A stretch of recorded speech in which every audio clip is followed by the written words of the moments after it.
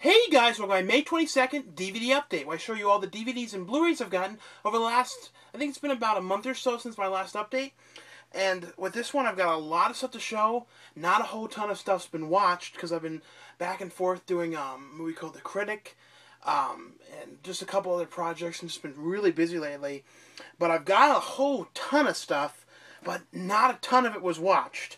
But, you know, I'm going to be going away on a trip to Vegas on Tuesday, so I really wanted to get this online, at least just so you can see some of the stuff I got. And I got some pretty cool stuff. Now, the first thing I got is a remake of a movie, one of my favorite movies. The original one was The Bad Seed. And I always heard about this and didn't know it came out. And it came out through the Warner Archive. This room's hot. I had to turn the air conditioning off in here to do it, otherwise you wouldn't hear it. So if you see me sweating, it's because this room heats up to like 80. I don't know why this closed-up room does it. So if you don't run that air conditioning back there, oof. But this is the remake of The Bad Seed. And, you know, I thought it was alright, but no one can beat the original actress who played Rhoda in the original. Same with Leroy. I mean, the casting was so good in the original one. I don't know. If you haven't seen it, it's about this girl who is, the one kid at school won this medal that was like a penmanship medal. Well, it wasn't the original. I think that it was the same in this remake. I don't know exactly. But she really wanted to. She was mad that she didn't win this thing.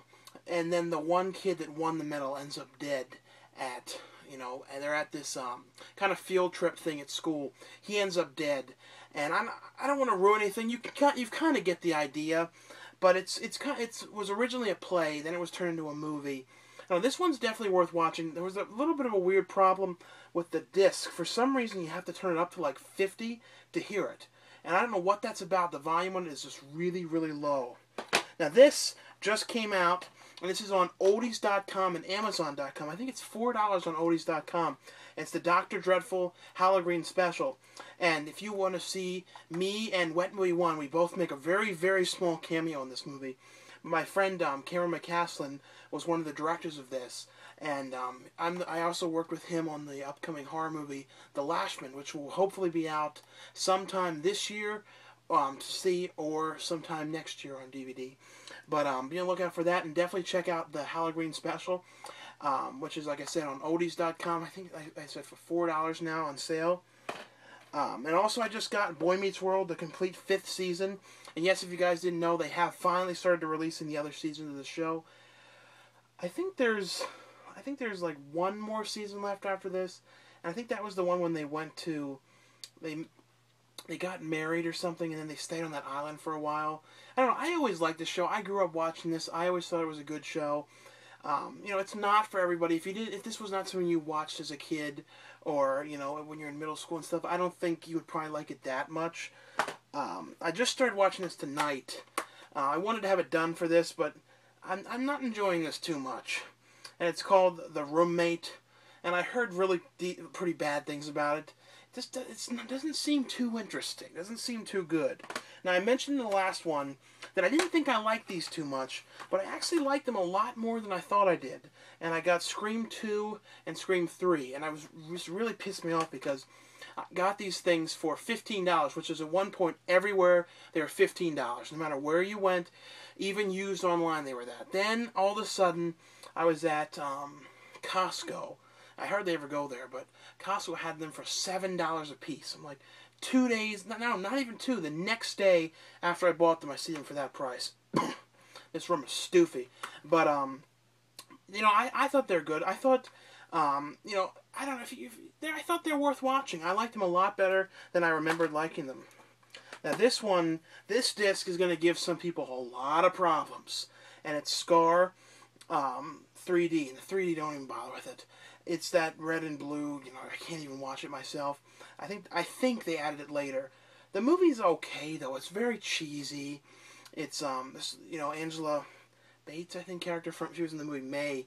Her character was tortured when she was younger, and her one friend died, and it's like the guy coming back, or copycat coming back.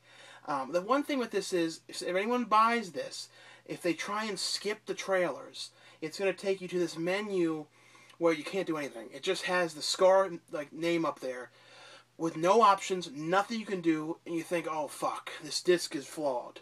You have to watch through all the trailers. You cannot skip them in any form, or it's going to take you to this menu. It's kind of like, fuck you, you skipped these cheap trailers for these cheap movies, this is what you get. And I'm not kidding. I mean, seriously, if you try and skip them, if you try and fast forward through any of them, it will take you to that menu. It's basically a fuck you. The disc is saying, fuck you, you can't skip them.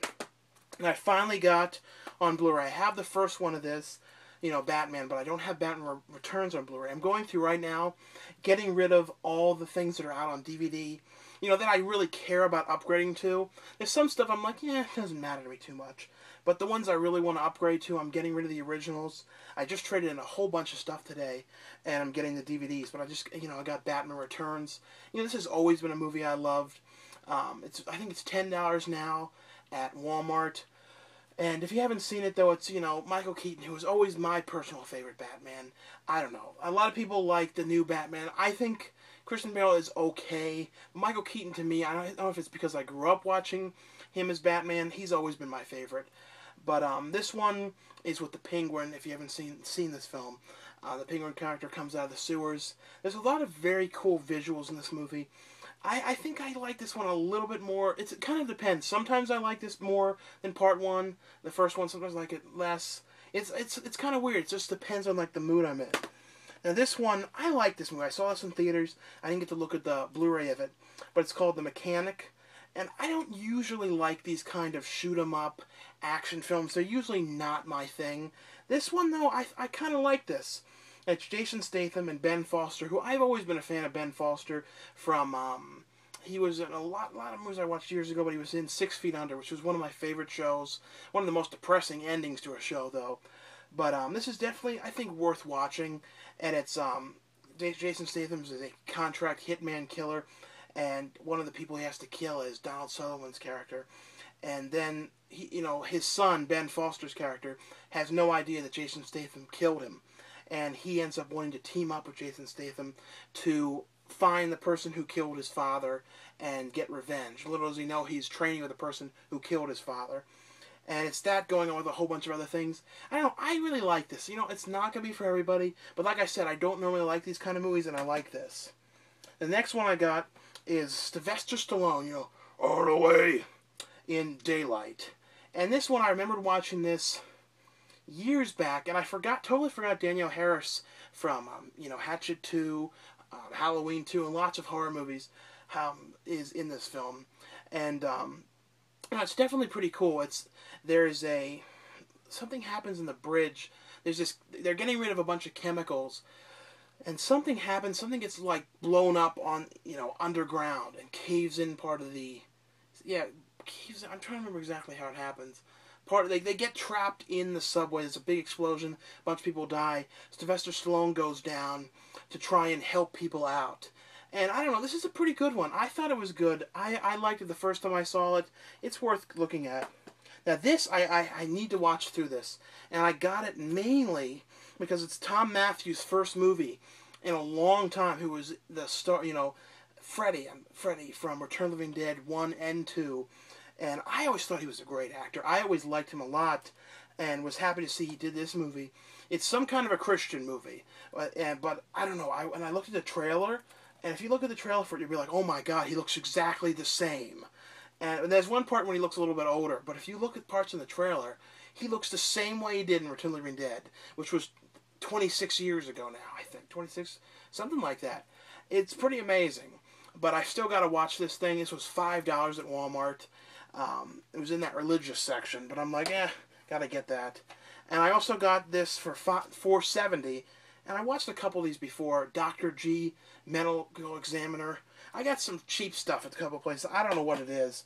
This I got today. I've been trying to get all these Echo Bridge. Now, I know that transfers on these are not amazing, but I'm trying to, get the movies from these that I don't have. I got H2O, which was the one with Jamie Lee Curtis when she came back, and it was in the school with Josh Hartnett. I think it was his first movie. Then The Curse of Michael Myers, I don't know if I've ever seen this one. And for some reason, I confused this with part 5. I didn't realize it was part 6. And I remember, though, this is the part that everyone always tells me about.